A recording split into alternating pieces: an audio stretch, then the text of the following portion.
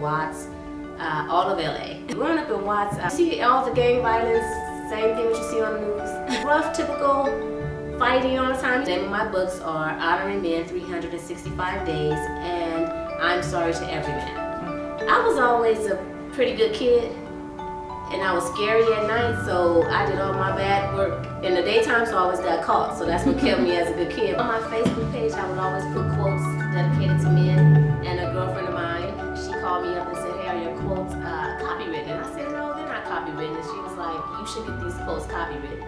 So that's what led me to write the book, Honoring Men 365 Days. My mother did tell me she's not surprised at my journey because when I was born in the hospital, I was the only girl born for 6 days in that particular hospital. So it's like I was born to do what I'm doing today. There was 5 of us total. My oldest is deceased. He was murdered in the city of Compton. All of us, we were molested as kids. And my sister, she came forth and was bold enough to tell the authorities, and we ended up being taken away from my mother and ended up going to foster home, and we survived that storm. And from the foster home, they put us in a juvenile center. So that's when the system was really corrupt back then.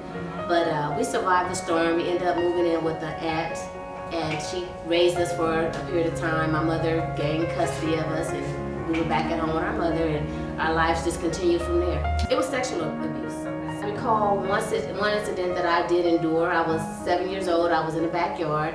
And it was a relative and his friend. They hopped the gate and they snatched me in the garage and they raped me as a child.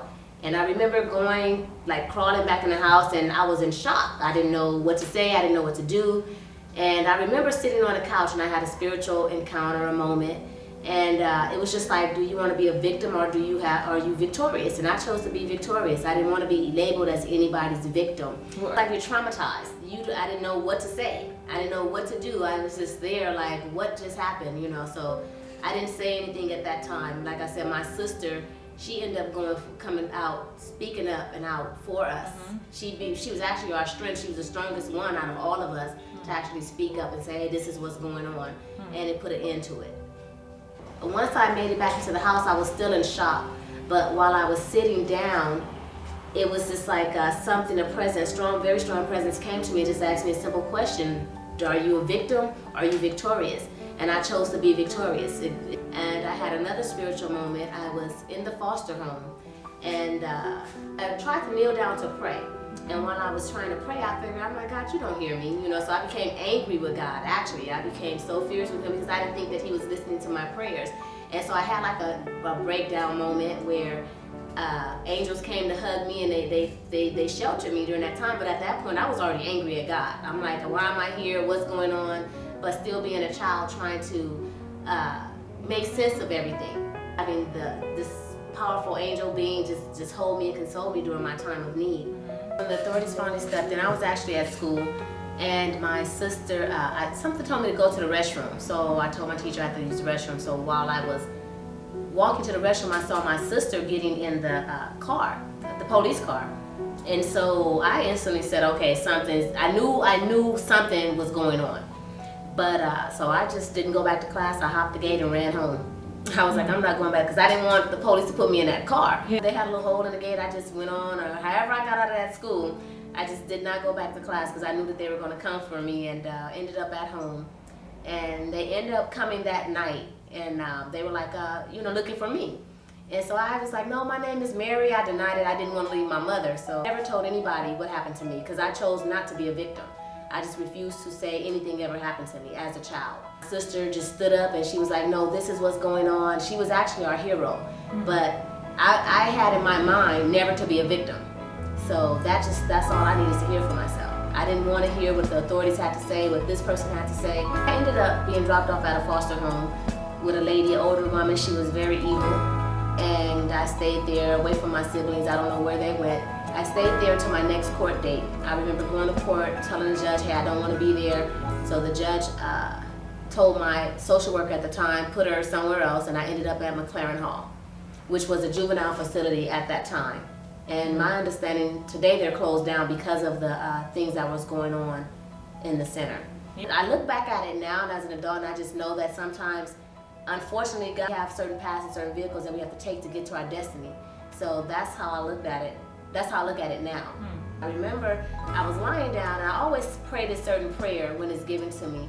God, what concerns your heart? Not so much of what I want or what my situation is or what my needs are. I just take the time out to ask God what's concerning his heart.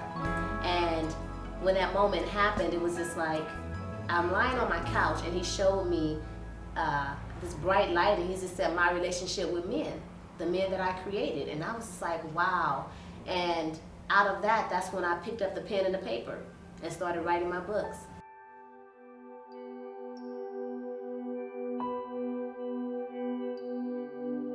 I took the time out to Google and see how many books are out there for women versus how many books are out there, positive books out there for men. And there's none. I didn't find out one book out there dedicated to men to uplift and honor them. I was just like, okay, I'm going to have my quotes published. I sat back and I just got into my meditating zone and allowed new quotes and new inspiration to come to me. As men, 75% of you will find it hard to believe how great you are. The other 25 will show how great you are. You can see potential in a man, and you can see, or your son, but until they see the potential, they'll never live it.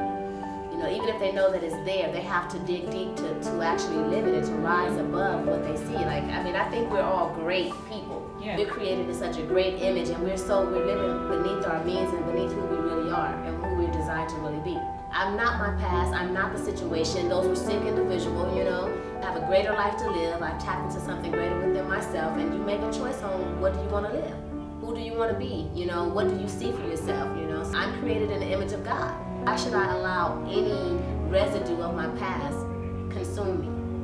So there's tools, there's the power of forgiveness. That's ultimately how it gets started. You have to forgive any and everybody in your past, in your life that will try to journey to dig deep, to forgive. But when you do, you find so much treasure within yourself that you can't help but to know that you're greater than. It's like a locked door.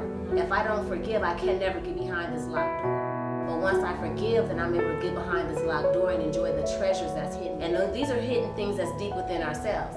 It's nothing on the outside of you. You can't get married and think that the marriage is going to make you happy. You can't have a baby and think that that baby's going to make you happy and be fulfilling. Nothing on the outside of you can satisfy you greater than what's within you. You live in your past if you don't forgive your past. You're the only person to have the power to do so. That's the only way it goes. Life ends and begins with forgiveness. Recognize that something has gone wrong. There is error within your mind, within your soul. It's okay to recognize where things went wrong. Or even if your heart is hardened or you have hate, anger, whatever's going on, recognize what's going on. Then you use the proper tools to get that thing, whatever it is, out of you, because you don't want to live according to that, because that's not why you were born. That's not your purpose in life, and you have a greater life ahead of you and down the road. It's like you're going camping or you're going hiking or you're going swimming. You get the necessary tools that it takes to help you come from the situation that you're in, so you can come out of it. Everybody's different. Everybody thinks differently, so I'm not going to sum everybody up into Valencia's philosophy. There are tools to help, and you have to go dig within, and you be honest with yourself and recognize where you are and know where you are, but at the same time have a willing spirit and faith to come out of it. I'm angry today because this is the emotion that I'm feeling. Understand that that's an emotion, it's not the spiritual being that you are. I just picked up the tools along the way, and I can share the tools, and that's why I'm saying before I transition. Lisa would always say, love is that simple. And I would always be like, whatever, in my mind, like, love is that simple. Whatever. You don't go buy all these things and dress it up and doctor it up and still not be happy. You can put all your energy, all your focus and time into working hard and building a successful career and still not be happy. I'm talking about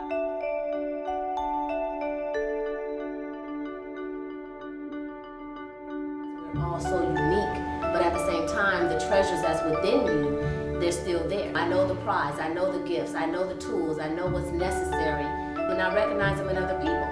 And it's about respect, and it's about wanting to live and, you know, to move forward in life. I don't want to offend you back in 2000, and it's 2016. It's like that dark cloud. You know, people say, I have a dark cloud over my head. Well, because you're still affected by something in your past. Once my mind is made up on who I am and what I'm going to do, I don't let anybody change it.